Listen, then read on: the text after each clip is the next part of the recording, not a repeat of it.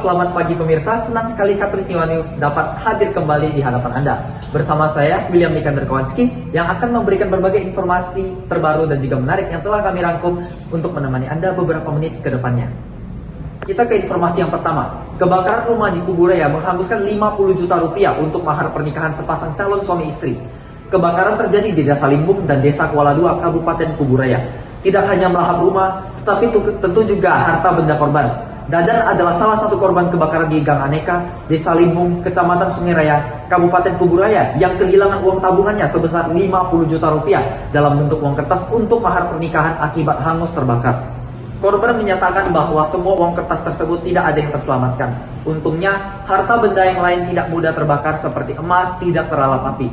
Kejadian ini membuat Bupati Kuburaya, Sujiwo, tergerak untuk membantu para korban sebagai bentuk turut prihatin dan berdukanya pemerintah atas musibah yang terjadi dengan harapan dapat meringankan beban para korban. Bantuan senilai 10 juta rupiah dibagikan kepada setiap korban dan terklasifikasikan dalam sebagai BTT atau bantuan tak terduga. Satu pekan setelahnya, kebakaran juga terjadi di Desa Kuala II yang membuat warga menjadi was-was terhadap perangkat elektronik dan kompor. Kita beralih ke informasi lainnya. Sebuah SMA swasta Pontianak bernama SMA Bina Mulia telah sukses menjadikan kegiatan hidroponik sebagai bagian dari program pendidikan peserta didiknya. Sekolah yang terletak di Jalan Abdul Rahman Saleh nomor 1 Bangka Belitung Laut, Kecamatan Pontianak Tenggara ini dengan beroperasi di bawah sebuah yayasan tersendiri telah mengadakan mata pelajaran hidroponik sebagai bagian dari program pendidikan kewirausahaan peserta didiknya selama bertahun-tahun. Diketahui, setiap kelas dari kelas 10 hingga 12 mendapatkan jatah 2 jam pembelajaran atau sebanyak 90 menit untuk pelaksanaan pelajaran hidroponik ini per minggunya. Pengadaan program belajar ini didukung oleh fasilitas kebun hidroponik pribadi yang terletak tidak jauh dari gedung yang menampung ruang kelas peserta didik SMA Bina Mulia. Dan tentu disertai dengan adanya guru yang mampu membimbing para peserta didik untuk melakukan kegiatan hidroponik ini dengan efisien. Bagaimana kondisi pembelajaran hidroponik berlangsung? Mari kita segera mencari tahu melalui rekan saya Eric Mitchell yang sudah berada di lokasi pelaksanaan kegiatan pembelajaran hidroponik, yakni di kebun hidroponik Sekolah Bina Mulia yang bernama My Kebun, berlokasi di Jalan Sepakat 1, Bansir Laut, Kecamatan Pontianak Tenggara. Terima kasih William, kembali lagi bersama saya Eric Mitchell dalam live report Katulistiwa News. Saat ini saya sedang berada di My Kebun, bertepatan dengan adanya kegiatan hidroponik oleh salah satu kelas SMA Bina Mulia. Dan di belakang saya dapat dilihat peserta didik sedang melakukan kegiatan penanaman yang kemudian akan disemai dan dibudidayakan secara hidroponik.